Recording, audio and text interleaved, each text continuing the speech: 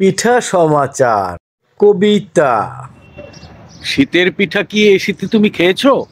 নাকি তোমার বাবা কিনে দিতে পারেনি গুড়? সে তো আবার খেজুরের গুড় লাগে। এই গুড়টা হলে পিঠা ভালো হয়, একটু সুন্দর সুঘ্রাণ পাওয়া যায়। আর এখন কি করবে, খেজুরের গুড়, তাও নকল, চিনি জাল করে তারপর এখন খেজুরের গুড় তৈরি হয়। আসল খেজুরের গুড় তো পাওয়াও যায় না বাজারে। গতবার কি তোমাদের জমিতে আতপ চাল হয়েছিল? তোমরা কি বুনেছিলে দেশি কোনো জাতের ধান, যেটা লাল কুড়া হয়, উপরে লাল কভার থাকে? সেগুলো দিয়ে তো পিঠা ভালো হয়। একটা ধানের নাম আমার মনে পড়ে, খামা ধান বলতে। ওর কভারটা একটু কালো কালো হয়। সেই যে সে ধানের পিঠা যে কি মজা! মনে হয় তোমাদের সেগুলা গত সিজনে ফলেনি, যার জন্য পিঠা কিভাবে খাবে? বাজার থেকে চাল কিনে নিয়ে আসবে, সেগুলা কেমন চাল, মজা হবে পিঠা? আমার তো মনে হয় না। তারপরও তোমার বাবাকে বলো নন্দীর দোকান থেকে আতপ চাল নিয়ে আসতে। ও চালটা মনে হয় একটু ভালো, ওটা দিয়ে মনে হয় পিঠা হবে। তোমাদের বাড়িতে কি কালসিয়া আছে বা ঢেকি আছে? ঢেকি কোঠা চালের পিঠা না হলে ভালো হবে না। ওই যে বাজারে মেশিন, আটার কলের মতো, ওইটাতে চাল ভিজাইয়ে নিয়ে গেলে এখন গুঁড়ি করে দেয়। সে গুঁড়িতে পিঠা একটু মজা না। ধরো ভাপা পিঠার কথাই চিন্তা করো। ভাপা পিঠার সেই পাতিল কি এখন তৈরি হয়? মৃৎশিল্প তো সব গেছে। বাজারে তো দেখি সেই ভাপা পিঠার পাতিলও আসে না। আবার সুতি কাপড়ের মশারিও নাই। সুতি কাপড়ের মশারির জালেই তো ভাপা পিঠা তৈরি হতো। নর্মাল পাতিলে সে জাল বেঁধে দিয়ে তোমার মা দেখি তৈরি করতো 1.5-2 কেজি, 2.5-3 কেজি এক একটা পিঠা। সে পিঠার কথা কি তোমার মনে আছে? তোমাদের বাড়িতে নারিকেল গাছগুলো কি এখন আছে? সেও তো নাই। সেও তো কেটে কুটে বাড়িঘর করে ফেলেছো। তাহলে বাজারের নারিকেল দিয়ে কি পিঠা হবে? বাজারের নারিকেল, সে কি টেস্ট বোঝা যাবে কার গাছ থেকে এসেছে? ওটা কি মজা না মজা না, নাকি সে যেটা মজা না সেটাই বিক্রি করে দিয়েছে বাজারে? মনে রেখেছো পাটিসাপটার কথা? পাটিসাপটার কথা মনে হলেই ক্ষীরার কথা মনে হয়। ক্ষীরা না দিলে ভিতরে পাটিসাপটা কিভাবে হবে? তোমাদের তো মনে হয় এখন গরুও নাই। গরু তো তোমার বাবা বিক্রি করে দিয়েছিল, আর গরু এখন পালোও না। তাহলে তুমি দুধ কোথায় পাবে? খাঁটি দুধ কে তোমাকে দিবে? বাজার থেকে দুধ কিনবে, সে তো পানি দিয়ে দিবে। তোমাকে জাল করতে করতে সেই ক্ষীরা আর হবে না, অল্প হয়ে যাবে। সেই খাঁটি দুধের ক্ষীরা না দিলে কি পাটিসাপটা হয়? তোমার কি মনে পড়ে সেই ভিজা পিঠার কথা? ভিজা পিঠা কিভাবে বানাইতে হয় জানো? খেজুরের রস দিয়ে। এখন তো খেজুরের রস নাই, এখন তো খেজুর গাছ নাই। খেজুর গাছ কেটে কুটে দিয়ে দিয়েছে সব ইটের ভাটার ভিতরে। তাহলে তুমি ভিজা পিঠা কি দিয়ে বানাবে?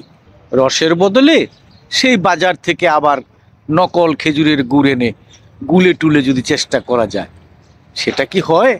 হয় না। তোমার কি চই পিঠার কথা মনে আছে? দল বেঁধে বাড়ির সমস্ত মেয়েরা বসে হাতে ঘষে ঘষে ছোট ছোট করে চই পিঠা বানানো। চই পিঠার সেই গুলিগুলার কথা মনে আছে? অনেক মিষ্টি, অনেক গুড় দিয়ে বানাতে হয় চই পিঠা। চই পিঠা খেতে খেতে মুখ যখন ফিরে আসে, যখন সবাই বলে দুষ্টামি করে, আর দিয়েন না খালা আম্মা, মিঠায় মুখ মেরে আসে, আর তখনই যদি তোমার হাতে একটা গুলি পড়ে আর গুলিটা যদি খাও, তাহলে সালাদের মতো একটু টেস্ট সারা। কি যে মজা! পুলি পিঠার কথা মনে আছে? খেয়েছো পুলি পিঠা? তোমার মা কি তোমাকে বানিয়ে দিয়েছিল? আমার মা ছোটবেলায় অনেক বানাতো, সাথে আমিও সাহায্য করতাম। পুলি পিঠা বানাতে তো তিল লাগে। তোমাদের কি এখন তিল চাষ হয়? তোমাদের বাড়ির পালানে কি তিল বুনে তোমার বাবা? তাও তো বুনে না। তাহলে তুমি বাজার থেকে তিল কিনতে গেলে 2-4 বছর আগের তিতা হয়ে গেছে সেই তিল কিনে নিয়ে আসতে হবে। নারিকেল, গুড় আর তিলের মিশ্রণ, সাথে কি দিতে হয় জানো? চাল ভাজা। আর কি সে যে সুগন্ধ ছড়িয়ে যায় পুরো বাড়িতে, সেটা কি মনে পড়ে তোমার? পুলি পিঠার সেই ভিতরে যে জিনিসগুলো দিতে হয়।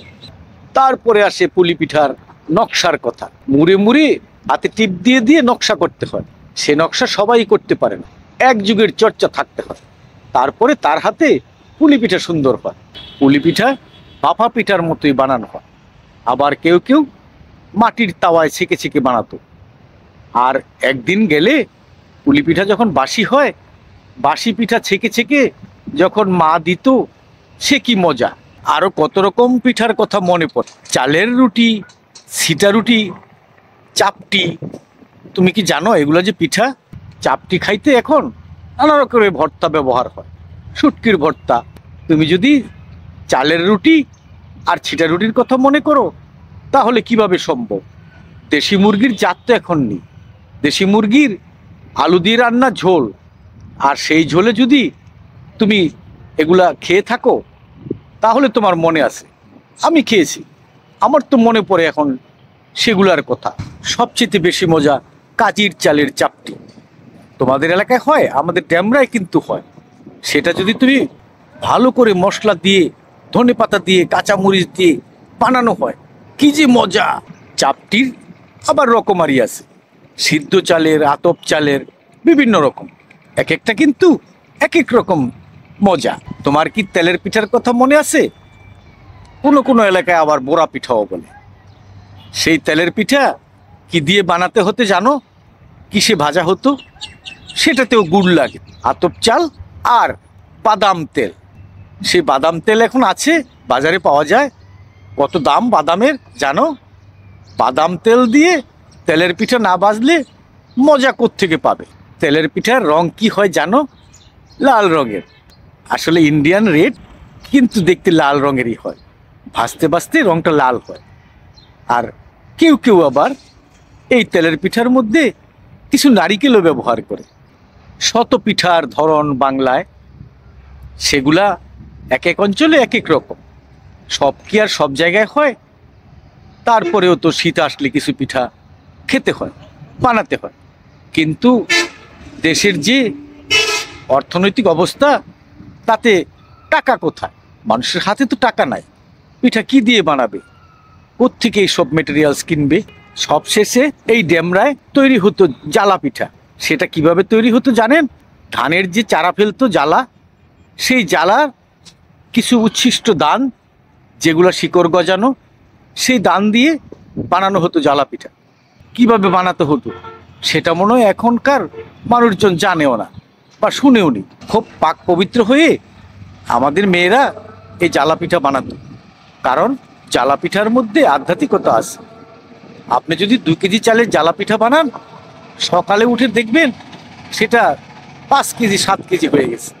তাহলে এই যে বিষয়টা, এটা কোত্থেকে আসে? একেবারে সৃষ্টিকর্তা প্রদত্ত।